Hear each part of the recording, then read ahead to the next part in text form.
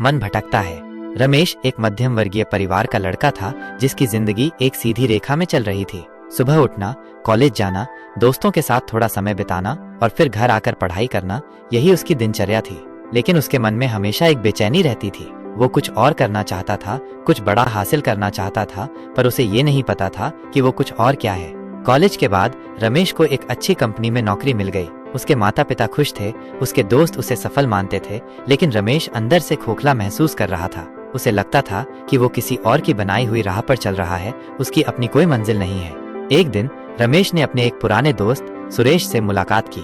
सुरेश हमेशा से ही एक घुमक्कड़ किस्म का इंसान था। उसने कई नौकरियां बदली थी, कई शहर घूमे थे और हमेशा कुछ नया करने की धुन में रहता था। सुरेश ने रमेश को अपनी यात्राओं के बारे में बताया, अलग अलग लोगों से मिलने के अनुभव साझा किए और उसे ये एहसास दिलाया कि दुनिया कितनी बड़ी और विविध है। सुरेश की बातों ने रमेश के मन में एक नया बीज बो दिया। उसे लगने लगा कि उसकी जिंदगी एक कमरे में बंद होकर रह गई है। वो भी दुनिया देखना चाहता था, नए अनुभव हासिल करना चाहता था।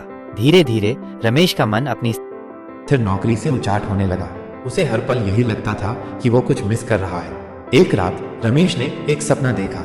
उसने देखा कि वो एक ऊंचे पहाड़ की चोटी पर खड़ा है और नीचे एक विशाल घाटी फैली हुई है। सूरज की सुनहरी किरणें उस घाटी को रोशन कर रही हैं और वो आजादी की एक गहरी सांस ले रहा है। जब उसकी नींद खुली तो उसके मन में एक दृढ़ निश्चय था, उसे अपनी जिंदगी बदलनी है। अगले कुछ महीनों में रमेश ने अपनी बचत जमा की और अपनी नौकरी छोड़ दी।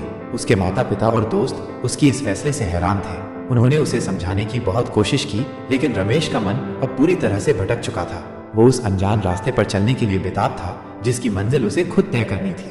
रमेश ने एक छोटा सा बैग पैक किया और निकल पड़ा। उसने कोई निश्चित योजना नहीं बनाई थी, वो बस अपनी इंट्यूशन पर भरोसा कर रहा था। उसने ट्रेन में, बस में और पैदल यात्रा की। वो अलग अलग शहरों और गांवों में रुका, नए लोगों से मिला और उनकी कहानियां सुनी। उसने एक छोटे से गांव में कुछ दिन बिताए जहां उसने किसानों के साथ खेतों में काम किया। शहर में उसने एक आर्ट गैलरी में स्वयं सेवा की और कला के विभिन्न रूपों को समझा।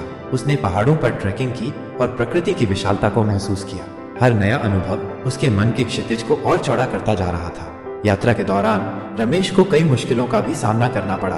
कई बार उसके पास रहने के लिए जगह नहीं होती थी, कई बार खाने के लिए पैसे नहीं होते थे, लेकिन हर मुश्किल उसे कुछ नया सिखाती थी।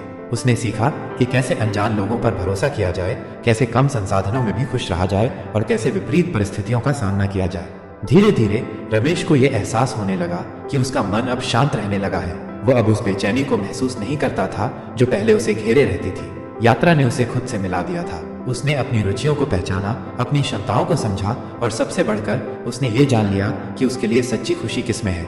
1 साल की यात्रा के बाद रमेश वापस अपने शहर लौटा। उसके माता पिता उसे देखकर बहुत खुश हुए।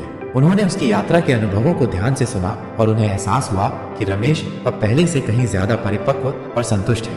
रमेश ने अब एक नई शुरुआत करने का फैसला किया। अपनी यात्रा के दौरान उसने फोटोग्राफी में रुचि विकसित की थी।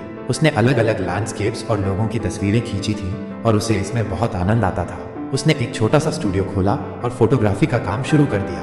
उसका काम धीरे धीरे बढ़ने लगा। लोग उसकी तस्वीरों की सराहना करते थे और उसे नए नए प्रोजेक्ट मिलने लगे। रमेश अब खुश था। उसे वो काम मिल गया था जिसे वो सच में पसंद करता था और वो अपनी शर्तों पर अपनी जिंदगी जी रहा था। मन भटकता है। ये कहानी हमें ये सिखाती है कि कभी कभी अपने तयशुदा रास्ते से भटक जाना भी जरूरी होता है। ये हमें नए अनुभवों से रूबरू कराता है, हमारी सीमाओं को चुनौती देता है और हमें ये खोजने में मदद करता है कि हम वास्तव में क्या चाहते हैं। मन का भटकना हमेशा नकारात्मक नहीं होता। कभी कभी ये हमें हमारी सच्ची मंजिल तक ले जाता है। ये हमें सिखाता है कि जिंदगी एक यात्रा है, एक खोज है और इस खोज में भटकना भी एक खूबसूरत हिस्सा है।